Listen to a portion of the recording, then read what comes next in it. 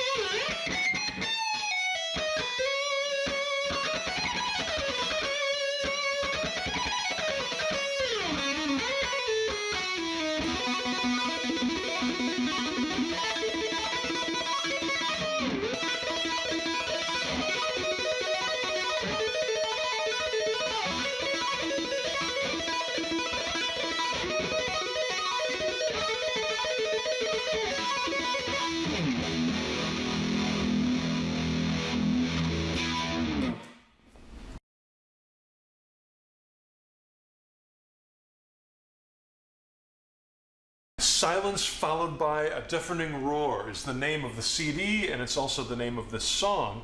And this title obligated me to try to find something that would be a deafening roar. I decided the best way to do it might be to use a bow, like you'd use on a violin or a cello. And all I'm doing is playing the low E string on the F sharp note, 14th fret, and pulling up on it slowly, bending it, and then bowing it at the same time. So after the monstrous deafening roar comes a heavy metal riff that I liked in the key of C sharp. It sounds like this.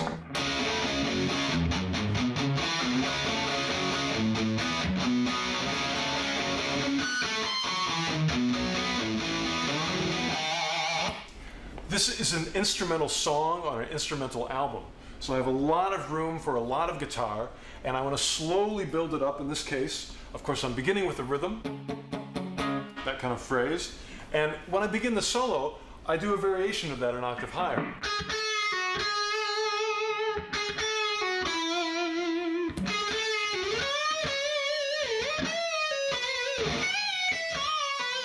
So it's kind of a melodic version.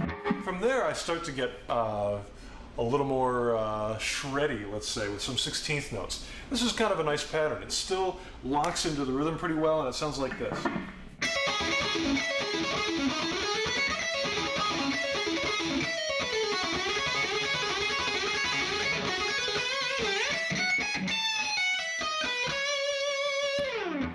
So this is one of my favorite ways of playing arpeggios, where I'm doing string skipping, like that. I'm not using the B string. I'm doing 2 notes on the E, 2 notes on the G, and then 1 note here on the D string. I follow that with a scale pattern, just ascending. A C sharp minor, C sharp natural minor, starting here. 3 notes per string. And that leads us rhythmically and melodically back to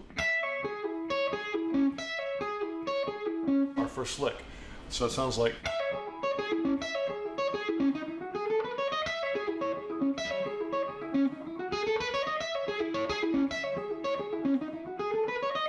I like that. I'm contrasting an arpeggio with a scale, so you can kind of, each one complements the other.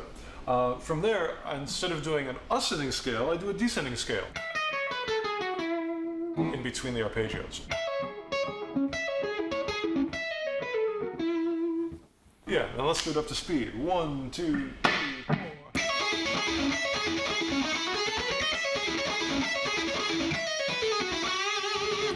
From there, I do a rock and roll lick. I think Kiss used to play this a lot.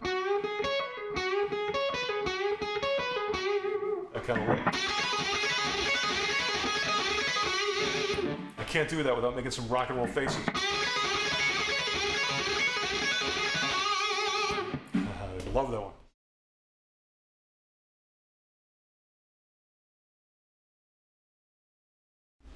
So the main chords of the song are these 4 chords.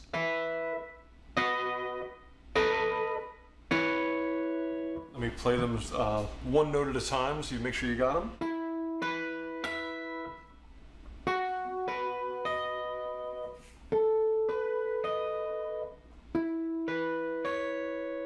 And I just play those quietly by finger picking at the beginning.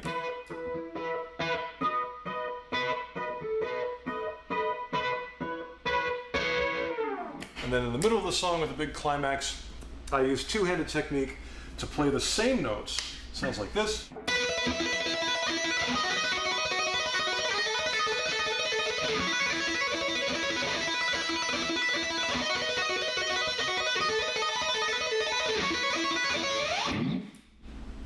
So let me show that to you a little bit slower. On the high E string, you have these notes. Louder. Then on the B string, big stretch. Then a little smaller stretch, still on the B string. And back to the high E string. And 1, 2, 3.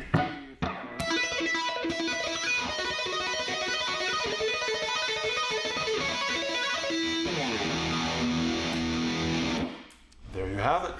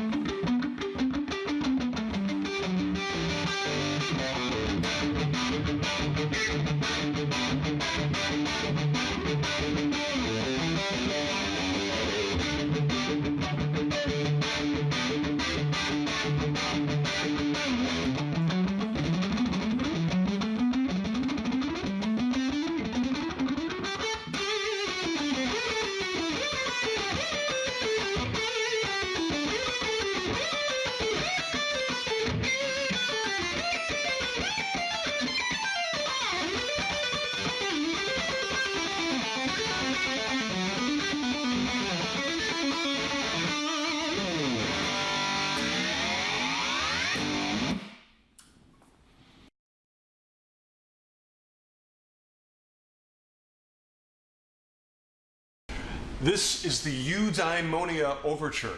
It has a lot of parts, and they're all kind of different from each other, but at least they're in the same tempo and mostly in the same key, which is why I put them together, and I like the way they flow. At the beginning of the song, we have this crazy two-handed thing. It's actually much easier to play than it sounds. I'm using a lot of the same frets, which is why it's easier to play. The 12th fret, I believe this is the 17th fret, so a little bit of a stretch there. And then the 19th with a tap. So as tapping licks go, that's relatively easy. And I just do that on each set of strings. Well, there's the first four. And then I repeat the top two. So it would be.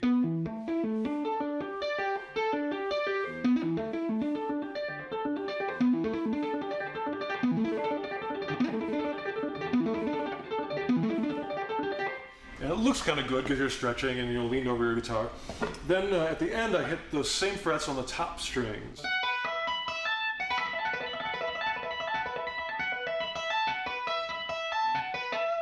So altogether, you can see how that comes together.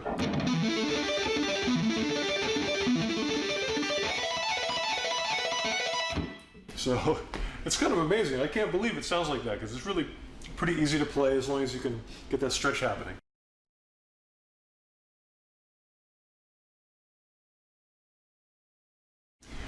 The next part are these arpeggiated chords.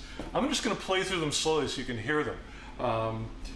The important thing here is actually the bass note is changing underneath. So I hope you can hear the song and the record so you know the context of what's happening with the bass note. But here's how it sounds a little bit slower.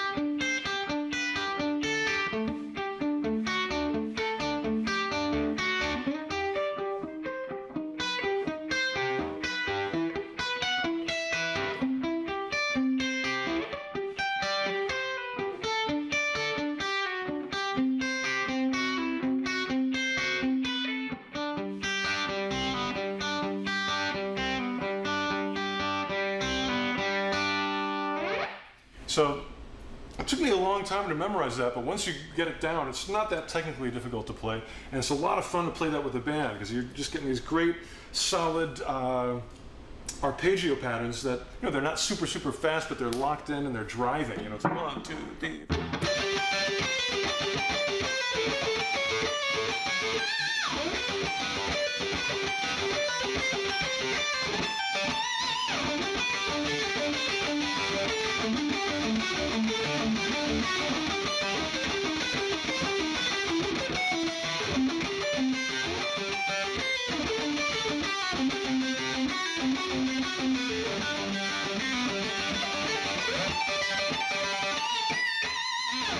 So that kind of rocks.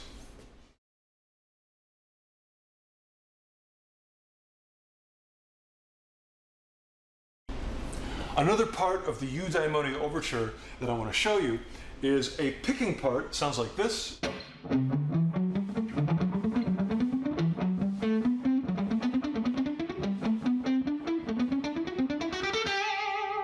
The thing I like about this is that the rhythm goes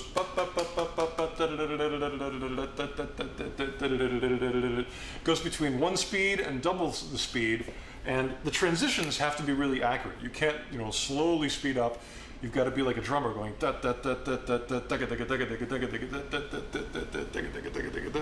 and that to me drives it. And it's a great exercise for your picking as well. So let me demonstrate it one more time, and I want you to listen to that rhythm, that.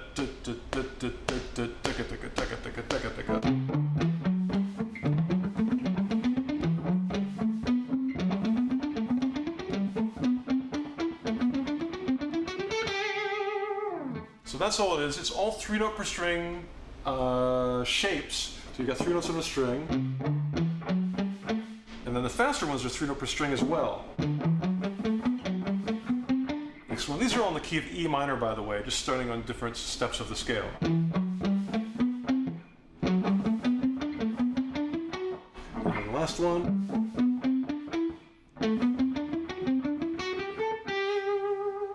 Let's see if I can do it up to speed. So 1, 2, 3, 2, 2, 3.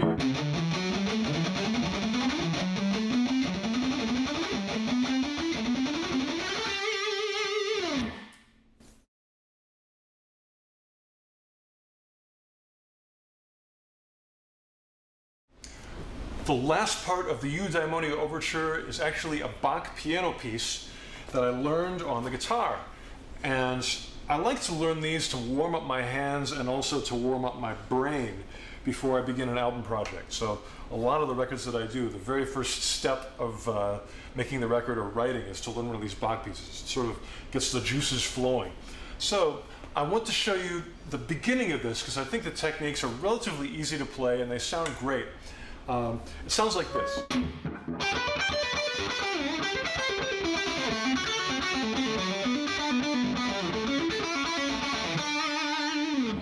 Just that much. You can hear rhythmically a lot of the same things are going on. It's going ba-da-da, ba-da-da, ba-da-da, ba-da-da, ba-da-da, ba-da-da. If you were playing drums, it'd be ticka-ticka-ticka-ticka-ticka-ticka. You can hear the accents. You know, it's easy to do with your mouth. So let's make our fingers do that same thing. The technique I'm using is string skipping with a fair amount of hammer-ons and pull-offs to give me that kind of pulse. The ba-da-da, ba-da-da, ba-da-da, ba-da-da, ba-da-da, ba-da-da.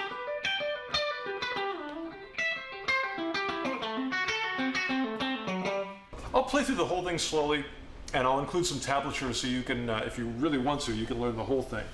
Here's the whole thing slowly.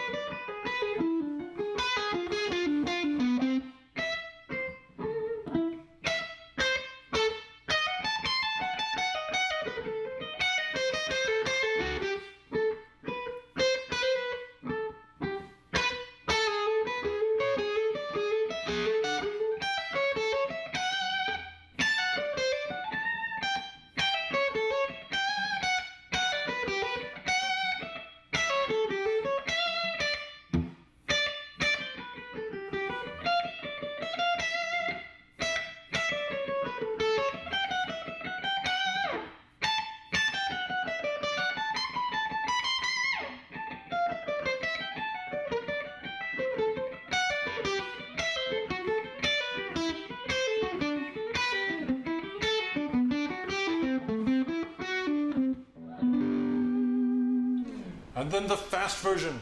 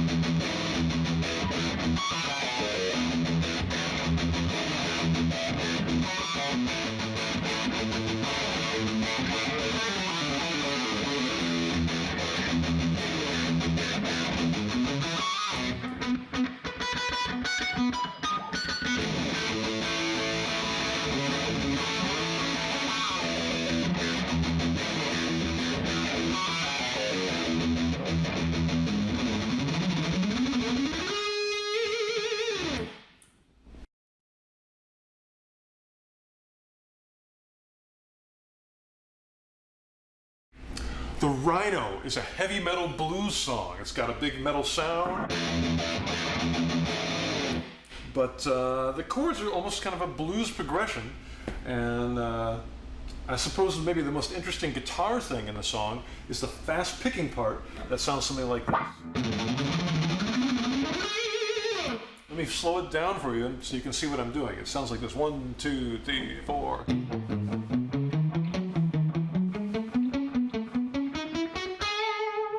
So it's in the key of E major, and it's 16th notes, and if you can, accent the first one.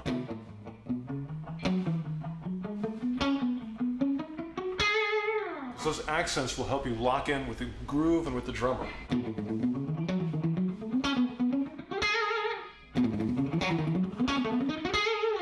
Now the other challenge is, as you begin to use more distortion, and as you play this faster, you have to make it more staccato by muting, and probably by playing lighter, because that way the notes won't get too big and there'll be room for all of them, because it's going pretty quick.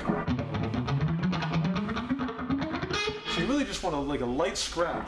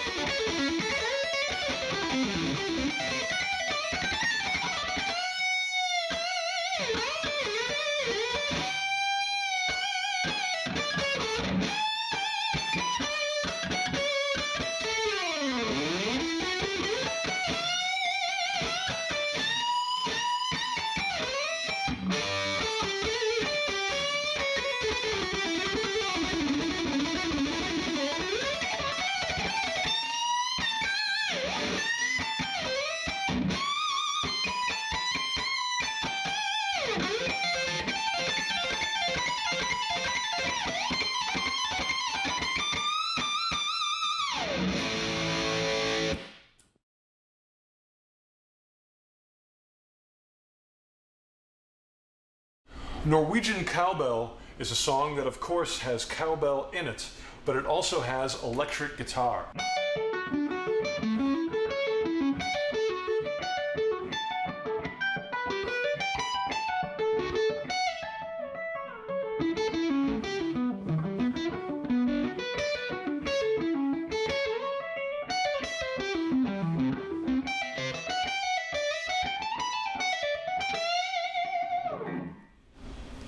Now, most of the techniques I'm using on this are the same. I'm using a lot of this technique, that kind of thing. It's got, let's see, 2 notes per string on the E string, 2 notes per string on the G string, and 1 note per string on the D. To give me that D major triad, which outlines the chord. But of course, this song has a lot more chords than that. It's got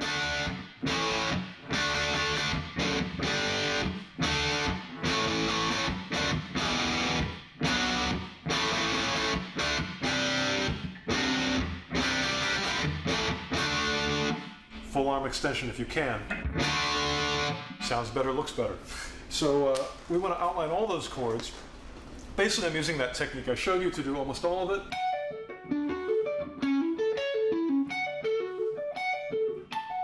Occasionally I have to go to different positions to get either chord changes or what's that called? Inversions, that's it. And the only other thing that's tricky in this, what I would say would be, sometimes I'm doing an arpeggio on one string by sliding. Like I'll do an A major. And the other probably different technique in this is when I'm doing the C major arpeggio. Now this appears to be very simple, just those 3 notes. But I'm going to do it in octaves. So it's starting on the same note. This is a G. Here's a G here. So let's put them together. And then go back up. And even higher. Now I'm doing a lot of pull-offs, so the picking isn't that bad, because I can just do an up, a pull-off, and a down. Each time. So I'm basically going da da da da da da da da. That's the picking. So let's see, hear that in context. So I'm going like. Well,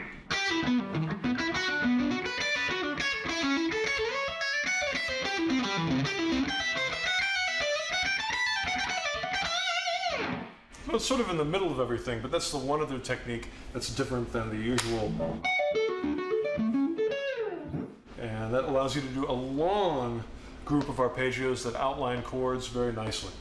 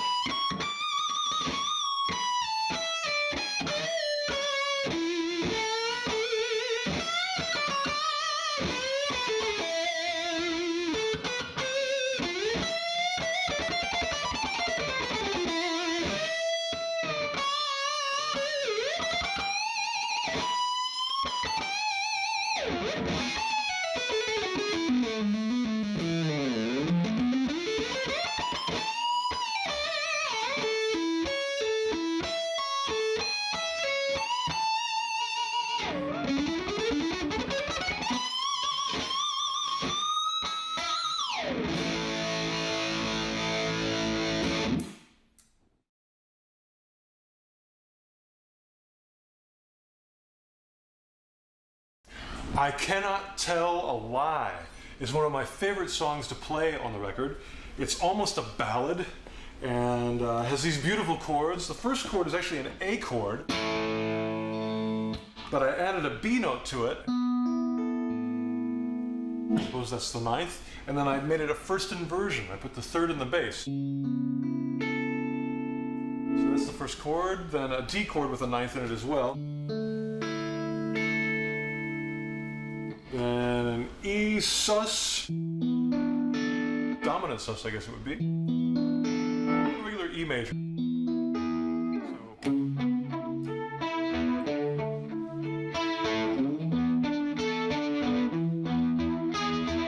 So.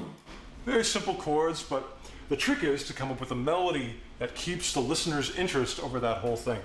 And I tried to have something that had some rhythmic and melodic variation, some nice vibrato, and some crying tones.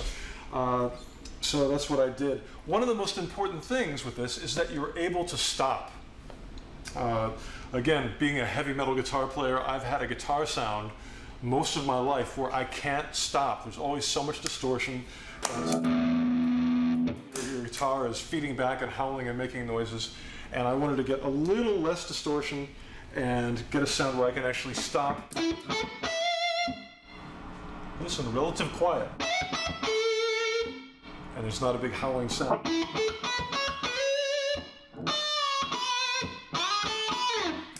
And that really takes the panic away.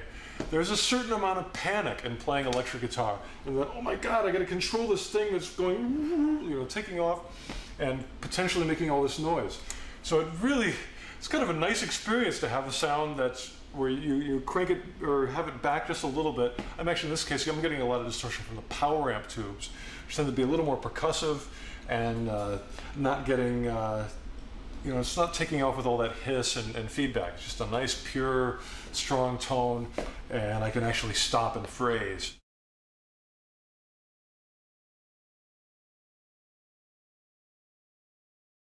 So most of the song is slow enough where it's not a matter of having a lot of shred technique to play it.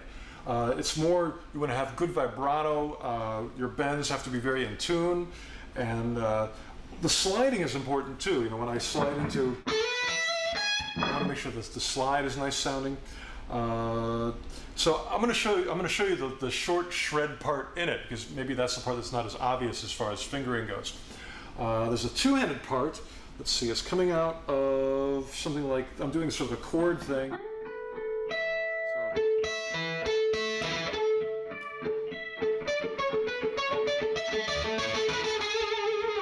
And then from here.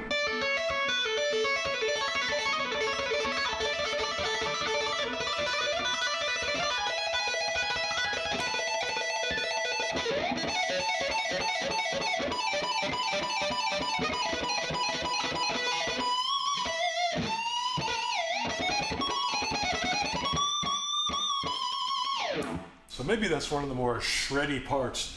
I'll show it to you slowly. The first two-handed part are these notes. It's with the left hand and with the right hand, D and E. So the pattern is like this.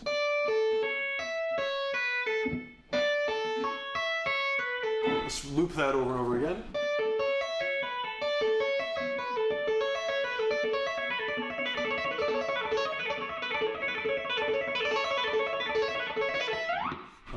From there, it actually gets simpler. The next two, it's only three notes.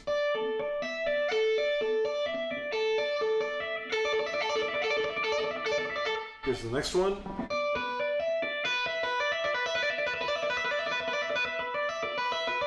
And a big stretch. And the last one, just up a half step.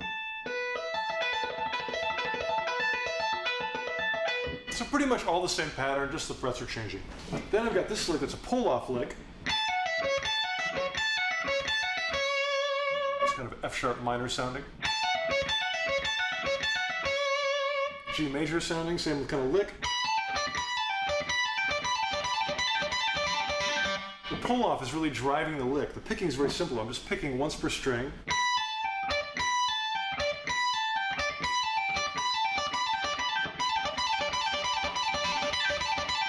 And the last one, the big stretch to get that E major sound.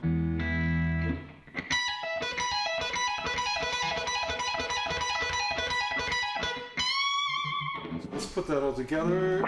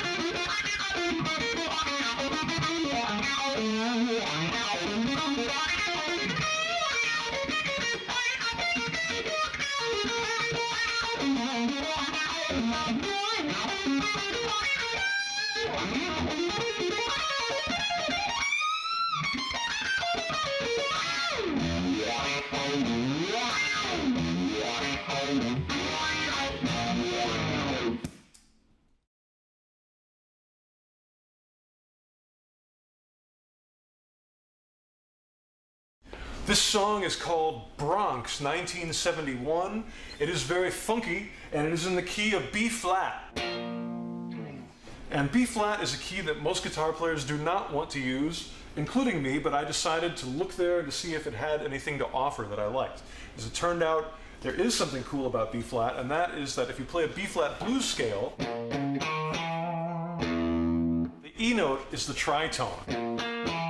It's that kind of evil, dark note. And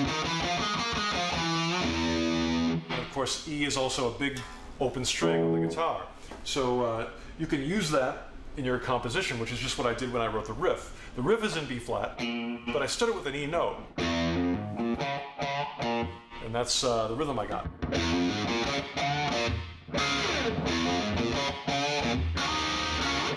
Those two answer parts, the first one is a, let's see, it's a B flat,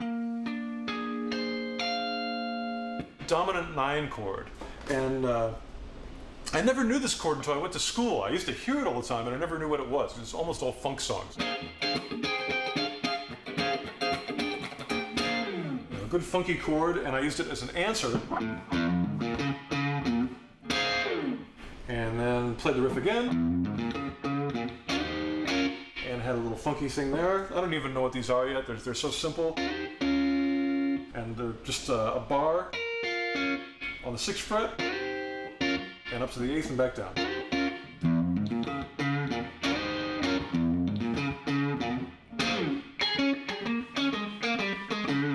Now this part I really like, the because it has a cool rhythm to it. You could play that on a drum set without any notes and just have and it's going to have a cool feel to it. But of course, with some notes, it has even more of a character. So let's hear those notes again.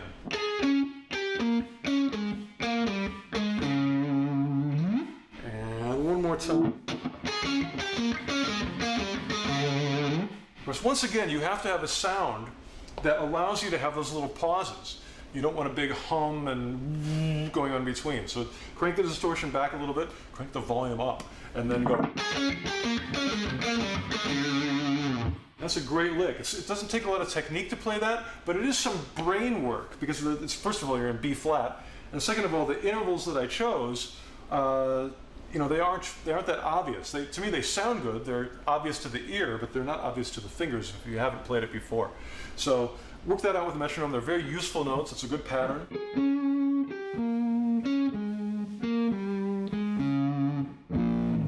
And I have to say that I've really had a good time trying to play in B flat, because it's made me, you know, it's just a brain challenge trying to play in B flat, not just here. You know, if you're a guitar player, you know that if you're playing in B flat, your hand's going to go there, and that this is all going to kind of be mysterious up here. So I've been trying to work through the mystery and find out, like, where is B flat? You know, in this section. And that's very rewarding. I have a lot of fun doing that, and I hope you do too. It really helps also to use a groove. This song has a really fun groove to improvise over, and I found I'll just sit there, you know, in my hotel room or at home and get that going, start jamming along in B flat in places I'm not familiar, so I might get a couple notes wrong, but we'll see.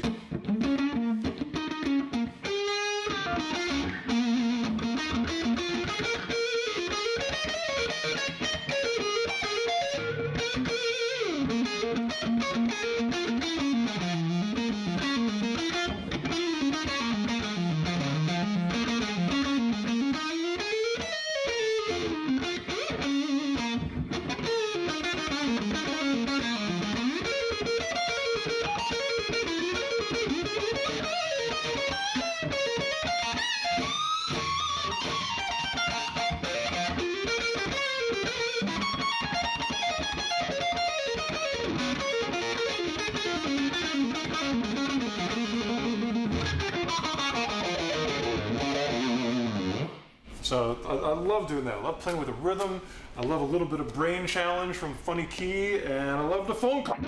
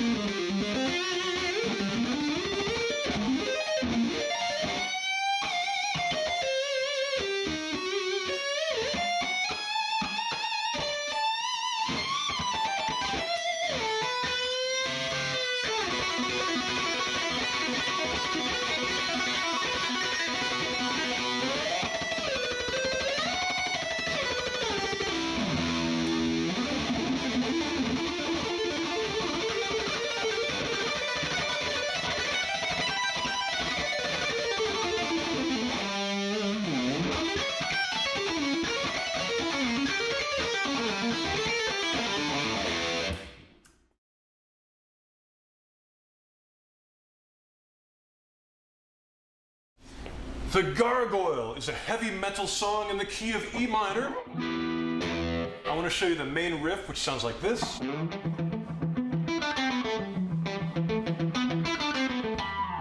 This is a great picking exercise. It's all alternate picking, which means down, up, never changes. And the thing to focus on, E is the lowest note. You've got these other high notes that are going back and forth to the E. And those, it's easier to figure them out because you know you're always doing down, up, but it helps to be aware in your brain of what the strokes are of those other notes. So I'm going to tell you what they are. The first one is going to be an up. There's a down on the A. And the B is an upstroke. So those accents end up being up, down, up. And it's good to just have that in this little thinking part of your brain. You know, the feeling part of your brain can be on full metal, full metal force. But the thinking part of your brain should be aware that that's up, down, up. And then you follow that by the descending scale, beginning with an upstroke. There's an up, and that goes down. Back down to the root.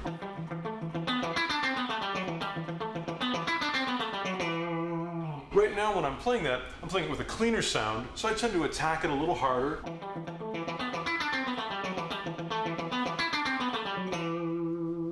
And that gives me a good technique to work with too, but of course, when I play it with distortion, I play a little bit lighter, but still with a lot of confidence.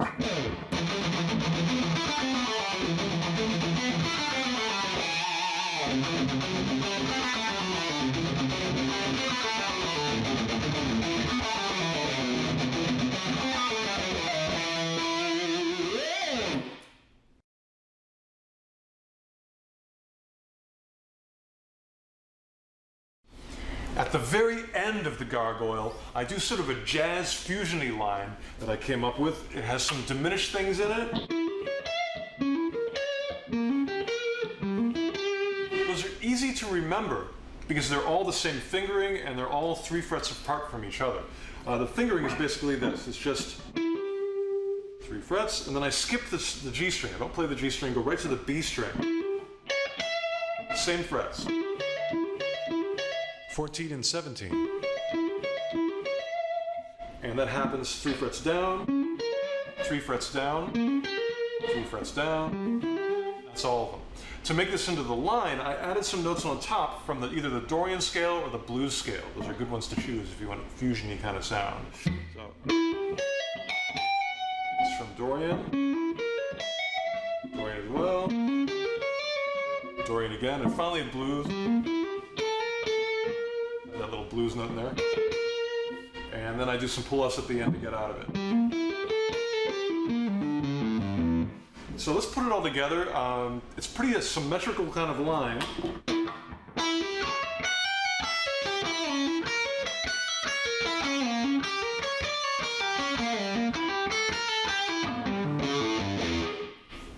And let's do it once fast.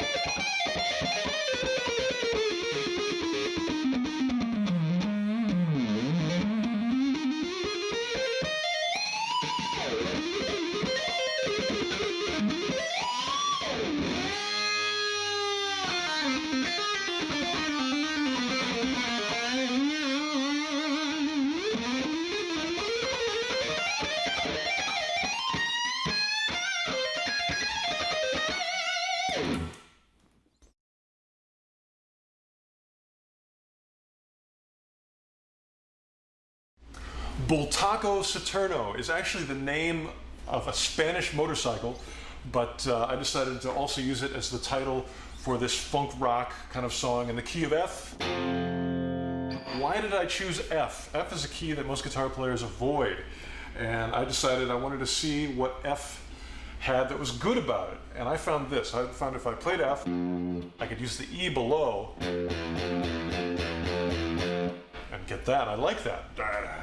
That sounds kind of cool. So that, and I wanted to have a lot of interesting rhythms in this song. So before I even added the notes, I just thought of the rhythm. In this case, it was bup bup bup bup da da da da da da da, something like that. So I added notes to it in the key of F. 1, 2, 3.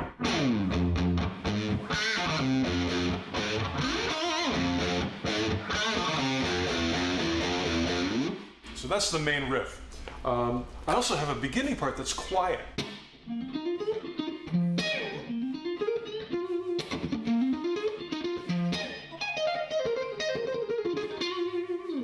So I want to show you the fast part of that. It's one of my favorite licks, and it's sort of an important part of a lot of my playing. I'm going to slow it down. It's in F pentatonic.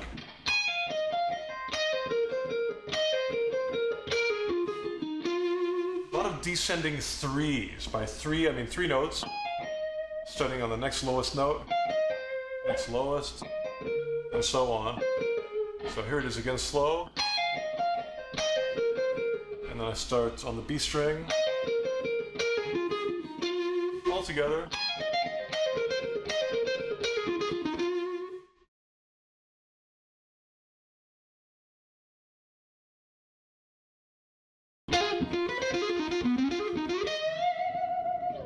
That I kind of like. It's a very simple pull-off lick in F minor pentatonic once again, and then I hit 2 notes from the blues scale to answer it, and then I hit those same 2 notes an octave lower.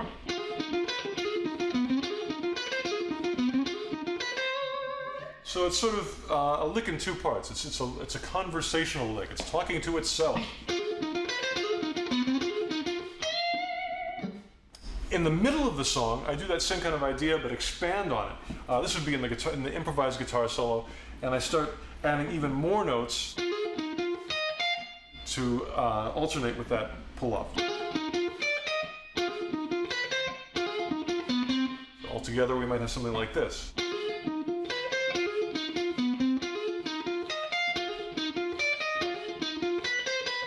Let's take that a couple times over and over. That's a cool lick that's gonna loop well. 1, 2, 3.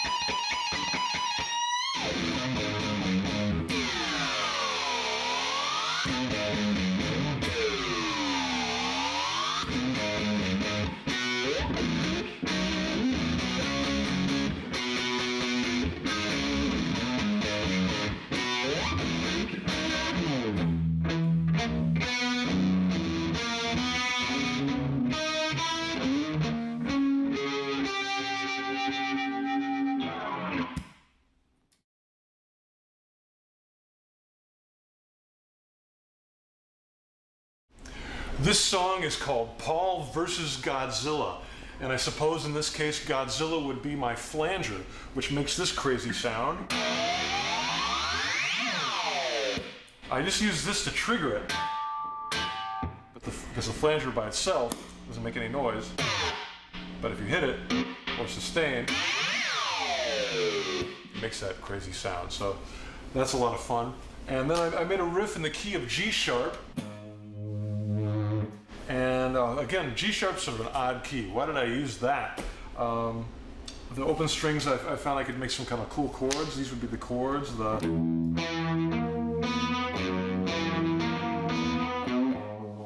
It's resolved nicely to G sharp. So I use that in the tune. And let me show you the beginning riff. It's pretty simple, but I like it. It's a lot of fun to play. And it's a lot of fun to play with big right hand motions. When I play this intro part, I can't resist doing a full arm extension. And it just feels better and rocks harder when you put your arm all the way down there.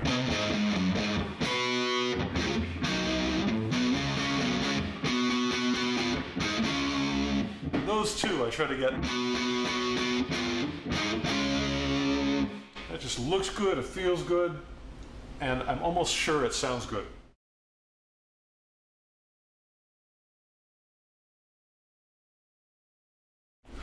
One of the things that I enjoy the most about Paul vs. Godzilla is the melody, which I wrote by putting the guitar down, and I got out a vocal mic, and I sat there and sang along with the backing track as if my voice was a guitar.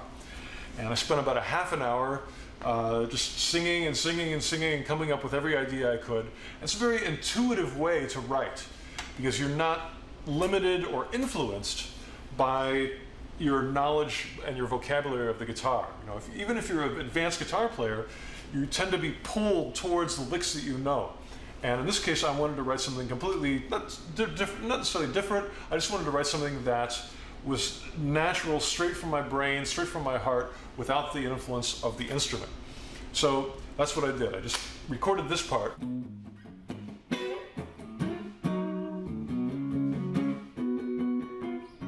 And then I started to sing over that.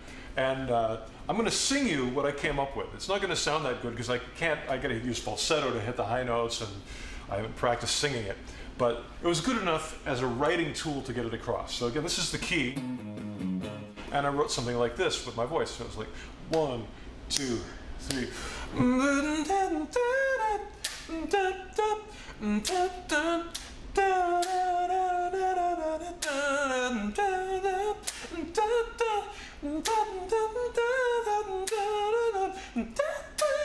You know, and a real singer might be able to make that sound good, but I'm not that good of a singer, so I needed my guitar to save me. So I recorded that, and then I went back and learned it. The cool thing was, it used a lot of fingerings and techniques that I might not have, or I definitely wouldn't have come across otherwise. First of all, because I'm a G sharp, and I'm lost at G sharp. And so I sat down, and this is what I learned. This is the guitar version of that vocal line. So 1, 2, 3.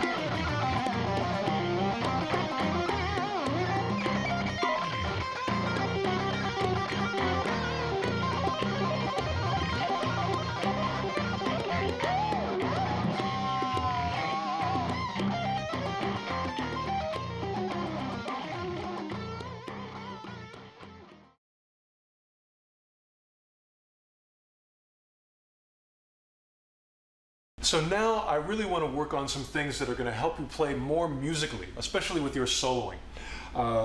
One thing that really helps guitar players play musically is phrasing. You don't need a lot of technique or notes to phrase well. You just need a good sense of time and a good sense of almost drama, your musical drama. Some people seem to have this intuitively. I don't know if I do, because I've played fast a lot of my life to avoid it. But as I slow down, it becomes obvious that I need to insert better phrasing to make the slower playing sound cool and sound powerful. So I've been working on that a lot lately, and one of the techniques that I have is to simulate a guitar jam just with one person. And if you have somebody to jam with, that helps even more. But I'm going to do it right now just by myself. So what I'm going to do, I'm going to be me here, and I'm going to play a solo in this kind of groove.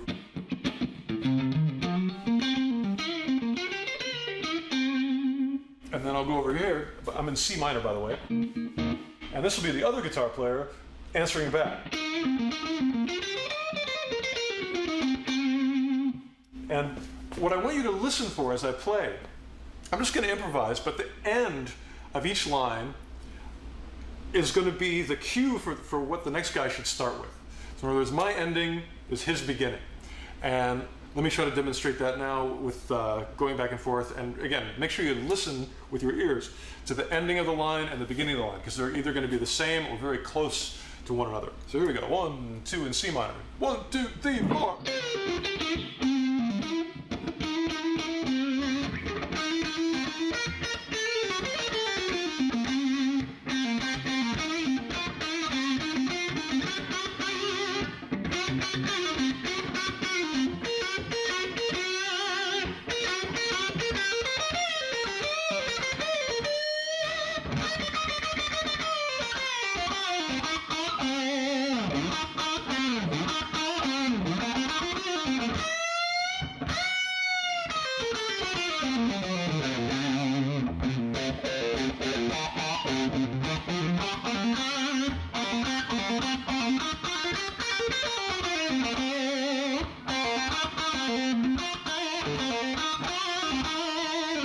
So I hope you get the idea of what I was doing there by listening. Now, of course, if you're playing with another guitar player or really any other musician, that really takes the load off your brain, because instead of sitting there waiting for them to finish, thinking through your whole vocabulary of what am I going to play next, what am I going to play next, you can relax, you can listen to them, and whatever they play last, just play that, and, to start off, and it makes almost more of it makes a conversation more than a battle. You're not really like battling like, I've got these licks and I've got these licks. Instead you're conversing. The two things are building together, and it really feels good. So please try that with another guitar player, or if you can't find anybody, you can even do it with yourself, and it will help your solos really connect, stay together, feel good, and phrase better.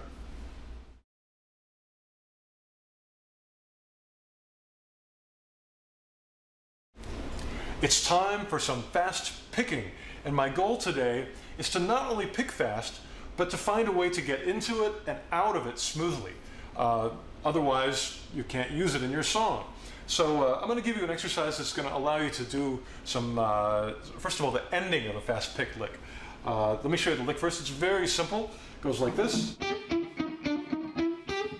And I'm using some notes out of the A blues scale. Picking every note, beginning with an upstroke.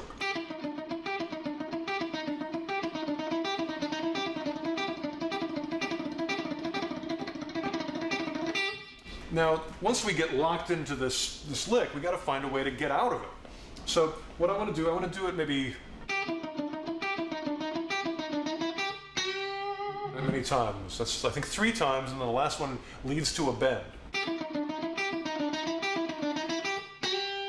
So that's the way we can get out.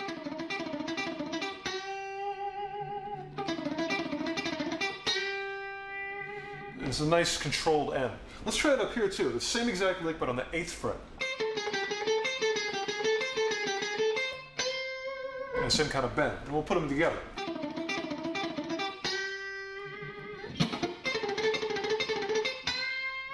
And let's add one more up here on the 12th fret. This one isn't chromatic. More like a natural minor sound. I'm going to end that with a bend as well. So let's put all those 3 together, and I'll count it off and try to hear how they're in time with, and I can escape from each one. So 1, 2, 3.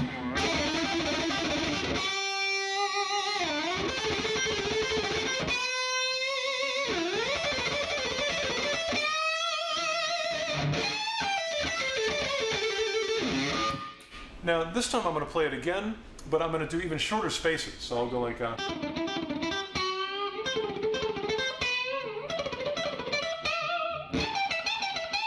somewhere like that to end it. So let's try that. I'll do it a little slower.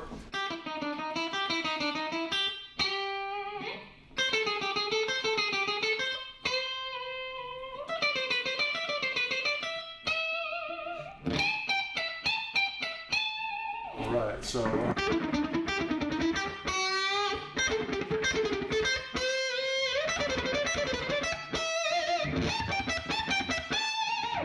And up the tempo. 1, 2.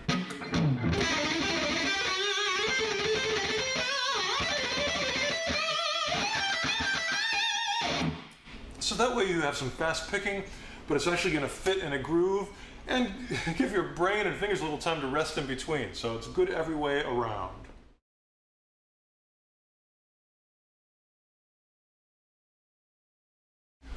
All right, I want to show you a really effective exercise for the left hand. It's going to help you build your legato technique and be useful in a lot of licks. Now this is so simple that you might get bored initially, but really try this. It's really going to be good for you. And here is what it is. It's 2 notes, A and C, and I'm just going to play 8th notes, and then I'm going to follow it by 16th notes back and forth. So the important thing is to get the transition really, really clear. You want 8th notes and then 16th notes. So like this.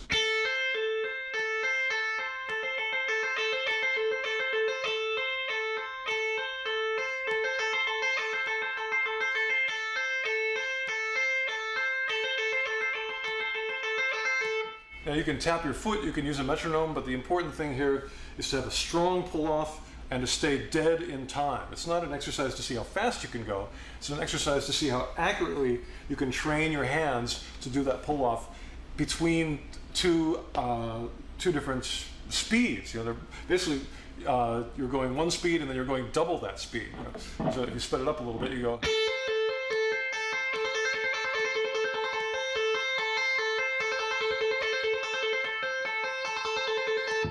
And all the fast pull-off licks that I do, you will use that kind of technique at some point, you know, to go like and I'll show you how easily the simple lick translates into that more complicated one that I just played. So let's start with this. You know this already. Let's take the last note and put it on a different string. So we'll go, and we'll go down to the B string instead. And because we're changing strings, this time we've got a pick. So I think, yeah, I'm going to do an up and then a down.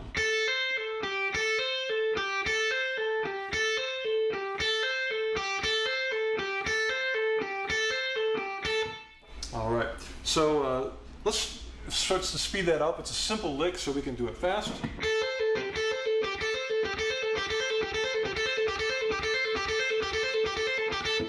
And for all this, whenever I've got a picking lick, I'm going to take my left hand away and demonstrate what just the picking by itself sounds like. So with this particular lick,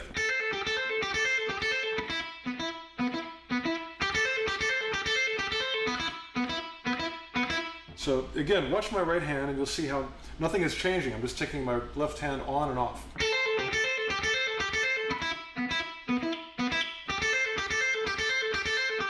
So this is pretty simple. But it's got to be dead on time, you know.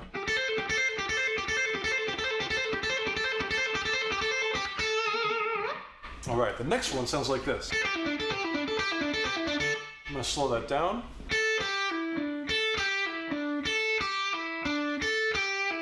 It's an upstroke followed by two downstrokes with a pull-off in the middle. The picking by itself, I'll demonstrate again. I'll do the lick with the left hand and without. And I'll alternate back and forth and just watch my right hand and you'll see how it doesn't change.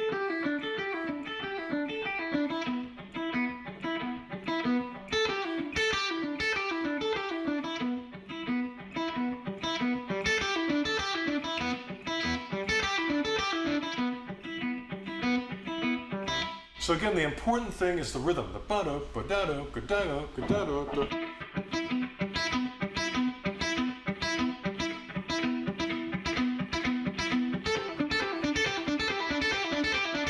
All right, so now basically we've got two licks. We've got this one, and we've got this one. Let's put them together. And do it over and over again, like a loop.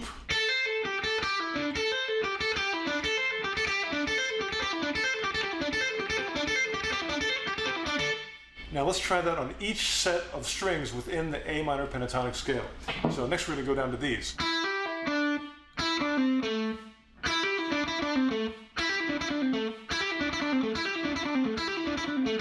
And the next set.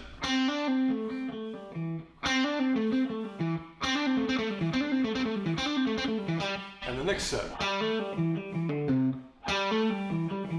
Super slow.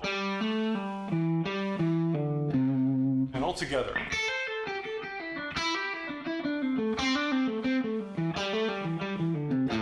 Now my left hand really isn't doing much more than going. Sometimes it's to change to a different string, sometimes it might have to use a different finger to get a different fret, but the basic technique, the motor that's driving it all, is this.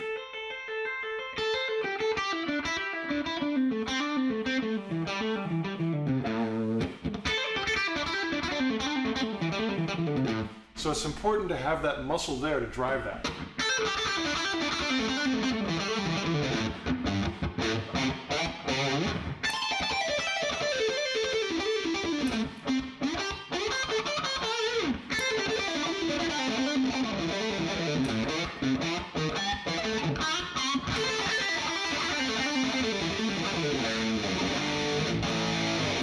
So that's a good phrasing lick, and it all begins with. So do it.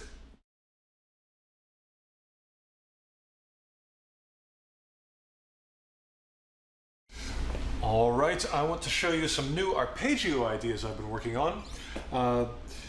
First of all, I hope you know what a triad is. It's basically 3 notes. In this case, I'm going to play an E minor.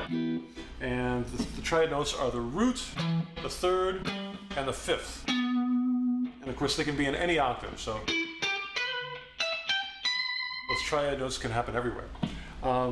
Regardless of fingering, it can be a sweep pick, it can be a string skip, it can be all on 1 string. These are all triads because you're only using the notes E, G, and B, the root, the 3rd, and the 5th. So what I want to do with this arpeggio is instead of going 1, 3, 5, 1, 3, 5, 1, 3, 5, just around in octaves, which would sound like this, or with a sweep pick, those are all sort of in the same order. I want to mix up the order a little bit. I want to skip the 3rd, go straight to the 5th. So I'm going to go 1, 5. Now that's a nice shape because it's just like a power chord. Then I'm going to start on the next highest triad note, which would be the 3rd. And normally you'd go like 3, 5, and then start over with the 1.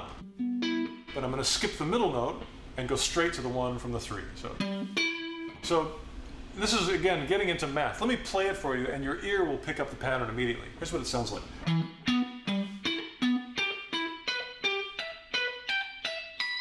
Yeah. So it spreads the triad out a little bit more with wider interval stretches because you're always taking that middle triad note out.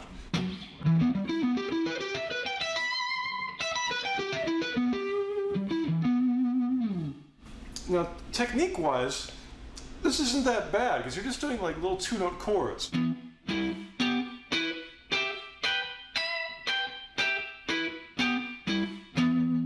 To me, it's more of a brain challenge to remember where to put your fingers with all these because the positions change very quickly.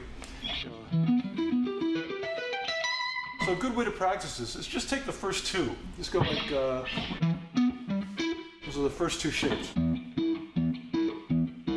Just go back and forth. Then maybe add the next one. Do the first shape, the second shape, and the 3rd shape. So, and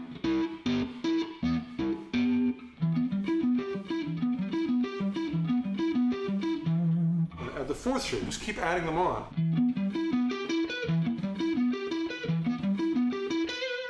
Keep on adding one from that. You can even start in the middle sometimes, like.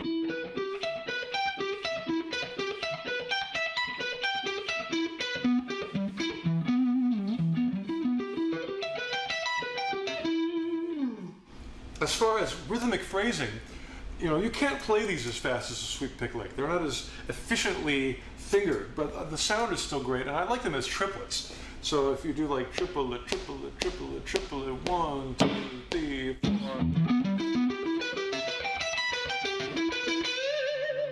Now this phrasing idea, isn't limited to triads. You could try other notes, and because I play rock and roll, I wanted to try using some notes from the blues scale. So I took an E blues scale, and I decided to take the 4th out. The 4th is the A note. It's just not the most interesting note. It's not bad, I don't mind the 4th, but in the blues scale, if I skip it, it's a little more sinister somehow. So I took those notes, and I did the same thing where I skipped around, took every other one. Let me play it for you so your ear can get it. So, let's see.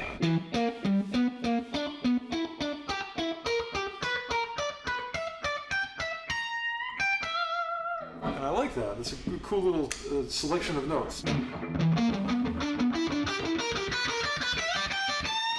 You can hear how it's phrased very similar to the triad one, but this is more of a blues sound.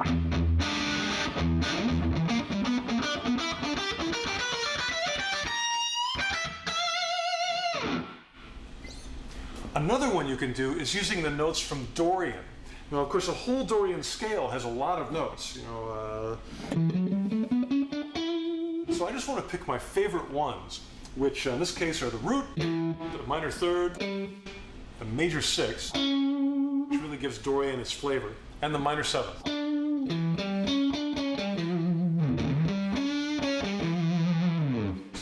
feeling soulful.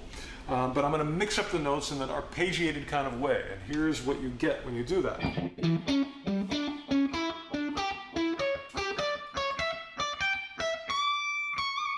That's a nice phrase.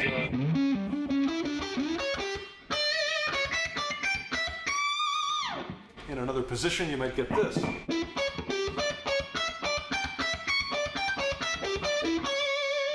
I picked this one because it's a little bit easier to play. The range isn't quite as wide, but to me, easy to play is important. So I do that one a lot. And again, because the note choice is interesting, you don't have to play these super fast to make them cool. You know, you can even play, if you're doing a groove like this.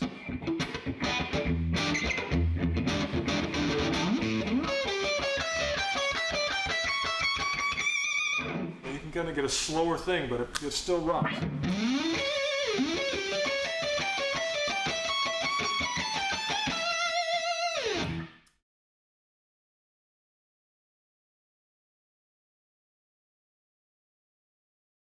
Welcome to the Shred Annex. No philosophy, no phrasing, none of that slow stuff. This is all fast, every fast lick I can think of. One in every key, starting on E and going chromatically up. I've got a lick for every one, and it's a fast lick always. Besides that, each lick I play fast first, then I do a slow version so you can figure it out, then I do it fast again. They're all explained in great detail. If you look at the tablature that comes with this DVD, print it out, have a look. It's got all the upstrokes and downstroke details, hammer-on pull-offs, so you know exactly what I'm doing in the most acute detail. And that's it. Enjoy the Shred Annex.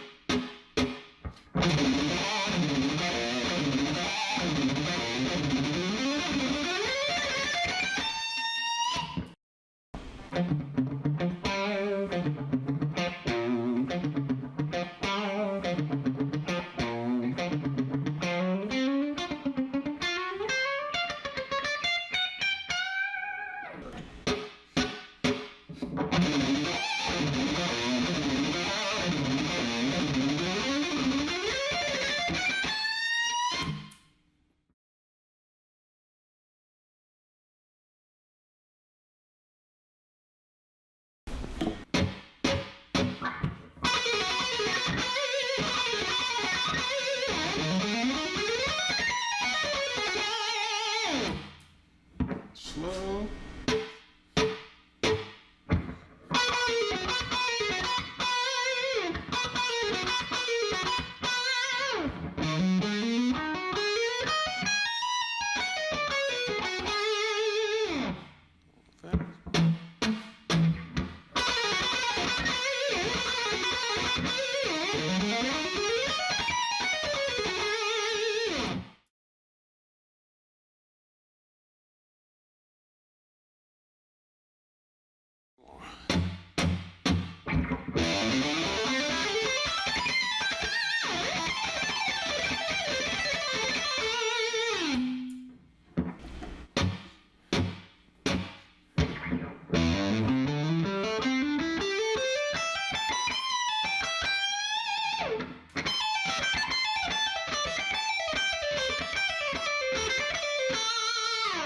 almost.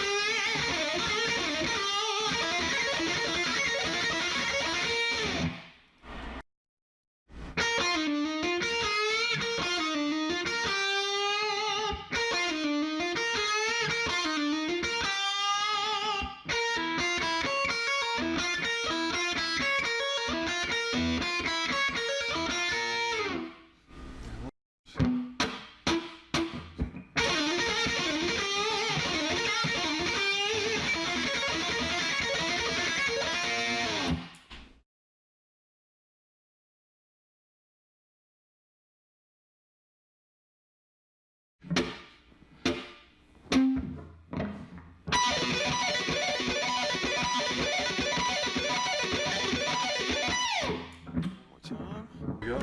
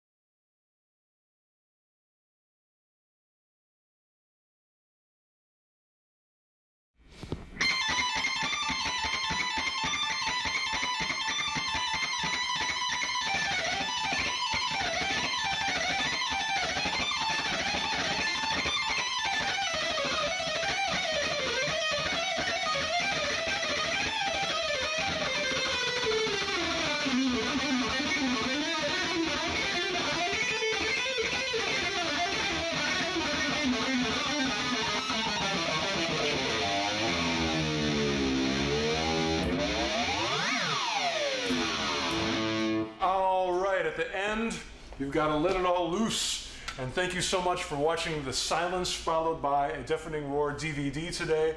Have a great time with your electric guitar. Keep playing, never stop. You can do it until you're 1,000,000 years old. And enjoy it. It's such a great instrument. Do bends, do fast licks, do chords, do phrases, do everything you can.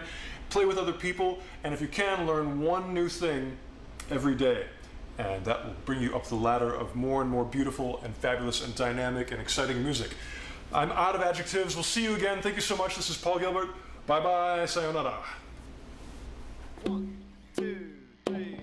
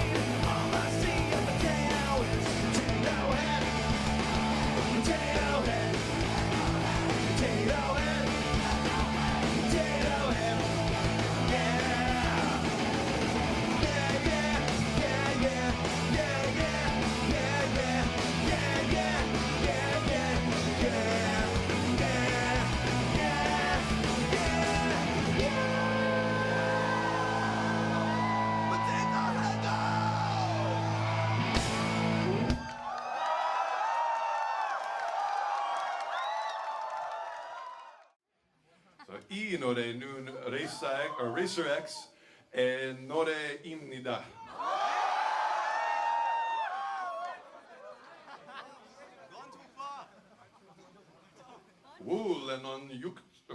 우레는 6,425개의 음이 있습니다.